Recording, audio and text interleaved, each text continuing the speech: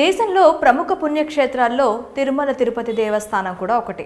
ఇక్కడ సాక్షాత్తు శ్రీ మహావిష్ణువు స్వరూపంగా పిలువబడే ఆ వెంకటేశ్వర స్వామి స్వయంభుగా వెలిశాడు. అందుకే ఈ పుణ్యక్షేత్రాన్ని కలియుగ వైకుంఠం అని అంటారు.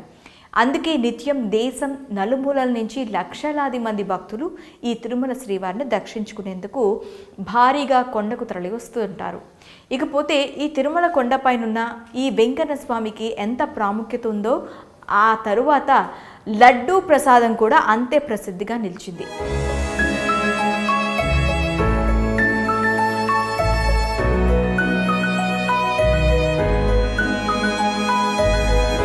అయితే తరతరాలుగా తిరుమలలో శ్రీ వెంకటేశ్వర స్వామి దర్శనానికి తొలి ప్రాధాన్యత ఇస్తూ మళ్ళీ ప్రాధాన్యతగా లడ్డూ ప్రసాదానికి ఇవ్వడం ఆనవాయితీగా వస్తుంది. అందుకే ప్రతి ఒక్క భక్తుడు స్వామివారిని దర్శించుకున్న తరువాత ఆ వారికి అత్యంత ప్రీతి అయిన లడ్డూ ప్రసాదం కావాలని తాపత్రయపడుతూ ఉంటారు. ఇందుకోసం భారీ సంఖ్యలో భక్తులు క్యూ లైన్లో నిల్చుంటారు. మరి అంతలా ప్రసిద్ధిగాంచిన ఈ తిరుమల తిరుపతి లడ్డూ ప్రసాదం విశిష్టత ఏమిటి, దీని వెనుక ఉన్న చరిత్ర ఏమిటి అనే ఆసక్తికర విషయాలను ఇప్పుడు తెలుసుకుందాం. తిరుమలలో ఆ శ్రీవారి లడ్డూ ప్రసాదం వెనుక చరిత్ర ఏమిటంటే, క్రీస్తు శకం 1444లో తిరుమలలోని శ్రీవారికి సుఖియం నైవేద్యం సమర్పించేవారు. ఆ తర్వాత క్రీస్తు శకం 1455లో అప్పం, క్రీస్తు శకం 1461లో వడ, క్రీస్తు శకం 1469లో అత్తి రసం పేర్లతో తయారు చేసిన ప్రసాదాలను స్వామివారికి నివేదించేవారు. అది కాస్త క్రీస్తు శకం 1480లో మనోహరం పేరుతో తీపి పదార్థాన్ని నైవేద్యంగా స్వామివారికి సమర్పించడం జరిగింది. ఇదే కాలక్రమంగా క్రీస్తు శకం 1804 సంవత్సరంలో ఉమ్మడి మద్రాసు రాష్ట్ర ప్రాంతాన్ని పాలించే ఈస్ట్ ఇండియా కంపెనీ హయాంలో శనగపిండి పాకంతో తయారు చేసిన బూందీని ప్రసాదంగా వినియోగించే ఆచారం ప్రారంభమైంది. అదే భక్తులకు ప్రసాదంగా పంచేవారు. కానీ కాలక్రమంలో ఈ తీపి ప్రసాదమైన బూందీ రూపాంతరం చెంది లడ్డూగా తయారైనట్లు తెలుస్తోంది.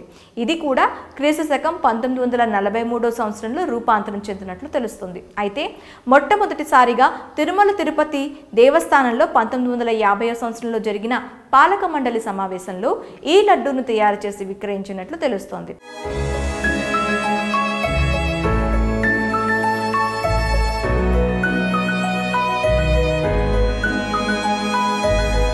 ఇక దీనికి కొలమానంగా ఒక పడి అని నిర్ణయించారు. అయితే ఇక్కడ పడి అంటే 51 లడ్డూల్ని అర్థం. ఇలా కాలక్రమంలో తిరుమలలో పెరుగుతూ వస్తున్న రద్దీ కారణంగా అనేక పడులు పెంచుకుంటూ వచ్చి చివరకు అనుసరిస్తున్న పడితరం స్కేల్ ఏదైతే ఉందో 2001 సంవత్సరంలో తిరుమల తిరుపతి దేవస్థానం వారు బోర్డులో తీసుకున్న నిర్ణయమే ఇప్పటికీ అక్కడ అనుసరిస్తున్నారు. అయితే అక్కడ 51 లడ్డు తయారు చేయడానికి నెయ్యి, బెల్లం, శనగపప్పు, యాలకలు, ఎండు ద్రాక్ష ఇలాంటివన్నీ ఒక కొలమానంగా తీసుకొని ముందు బూందీగా తయారు చేసి ఆ తర్వాత దానిని లడ్డూగా మలుస్తారు.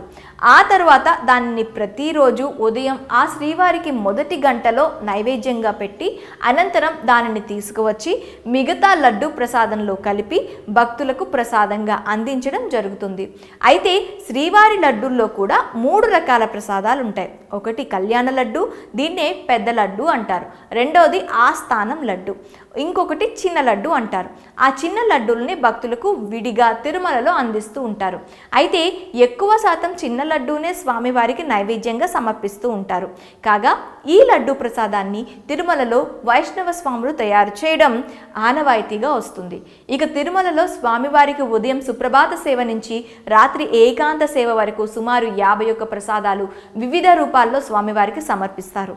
వీటిలో ప్రత్యేకమైన స్థానం పొందినది మాత్రం లడ్డు, వడ.